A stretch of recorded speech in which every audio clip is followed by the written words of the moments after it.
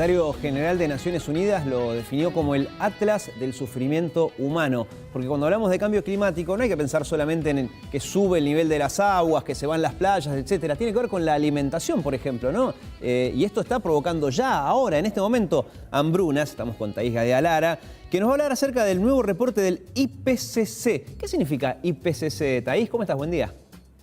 Buen día. Bueno, IPCC son las siglas en inglés. En castellano esto significa el Grupo Intergubernamental de Expertos sobre Cambio Climático. Básicamente reúne a científicos climáticos, ¿no?, de todo el mundo, que lo que hacen ellos no es nueva investigación, sino que compilan la literatura, digamos, la ciencia climática que ya hay, y en función de eso no nos presentan un nuevo panorama. Y el reporte que se presentó la semana pasada y sobre el cual vos recién dabas digamos, la reflexión de Guterres, es un reporte sobre impactos del cambio climático, adaptación y vulnerabilidad. Un reporte donde se puede ver mucho más, ¿no?, que las ediciones anteriores, cómo están interconectados los sistemas del clima, los ecosistemas y el sistema humano, y cómo cualquier desequilibrio que se produzca en uno va a afectar al otro y en consecuencia. Y en esto de que vos mencionabas que el secretario general de Naciones Unidas lo definió, ¿no?, como un atlas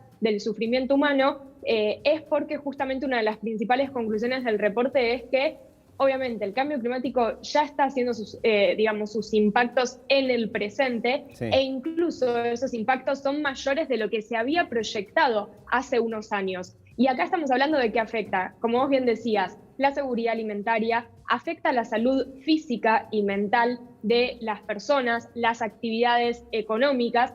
Entonces, esto sabemos que en un escenario de calentamiento mayor, esos impactos se van a agravar e incluso en algunos casos pueden llegar a ser irreversibles. Sí. Y lo que hay que tener acá en cuenta, Diego, es que siempre ante estas situaciones los más perjudicados son los más vulnerables.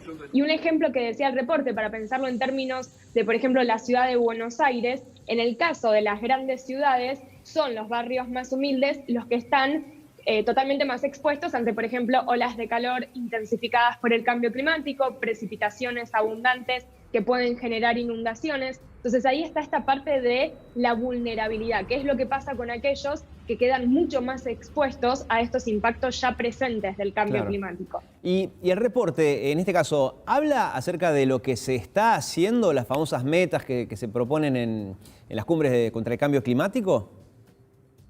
A ver, algo interesante, y que lo dijo uno de los, digamos, de quien lidera el grupo, ¿no?, de que presentó este reporte, fue que, porque le preguntaron, bueno, pero medio que el reporte siempre dicen lo mismo, siempre dicen que estamos mal, ¿qué es lo que esperan, ¿no?, que genere?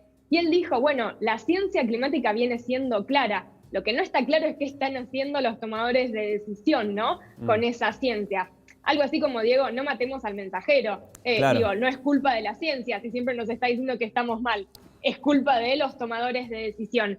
Y en este sentido es muy interesante lo que dicen de lo que hay que hacer. ¿Se mejoró en materia de adaptación a los impactos del cambio climático? Sí, en comparación con hace 6 años, la última edición del reporte, se mejoró. Hay más de, digamos, en 170 países y ciudades hay medidas de adaptación, pero no están todavía a la altura de la magnitud, ¿no?, del problema. Entonces, exacto, tenés que mejorar, por ejemplo, sistemas de alerta temprana, ¿no? ¿Cómo hacer para, digamos, que se mejore en materia de tecnología para que, bueno, si va a haber precipitaciones más abundantes, ¿cómo nos preparamos?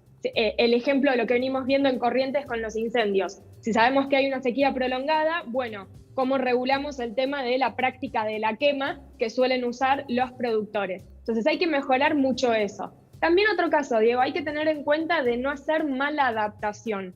¿Y qué significa esto? Implementar algunas medidas que uno piensa que son buenas y que después pueden traer malas consecuencias. Sí. Y uno de esos ejemplos es, viste que siempre se dice, plantemos árboles. Sí. Bueno, ¿qué es lo que se ha demostrado? Que plantar árboles allí donde antes no había árboles, puede terminar generando todo un problema para las comunidades locales en materia del ciclo del agua. Y por último, Diego, algo importante.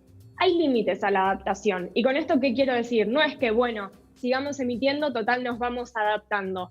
No. a medida que si vos seguís, digamos, generando emisiones y seguís produciendo calentamiento, va a llegar un punto en el que, digamos, va a ser muy difícil que te puedas adaptar a esos impactos cada vez más graves y dramáticos del cambio climático. Entonces, acá es muy importante la acción en ambas partes, en reducir emisiones y en adaptarnos, ¿no?, a los efectos ya presentes del cambio climático. Y para esto, fundamental, Diego, y algo que la Argentina siempre viene reclamando, es el tema de que se destine financiamiento. Del dinero que hoy se destina a políticas de acción climática, todavía no hay una igualdad respecto de lo que va a reducción de emisiones y adaptación. Y eso es importante, sobre todo para países como Argentina, que en sus contextos de crisis económica y un montón, ¿no?, de cuestiones vulnerables, poder disponer de ese dinero ayudaría a mejorar las políticas de adaptación. Clarísimo, Thaís. Gracias por darnos este contexto a este informe nuevo en Naciones Unidas. Muy amable, nos vemos pronto.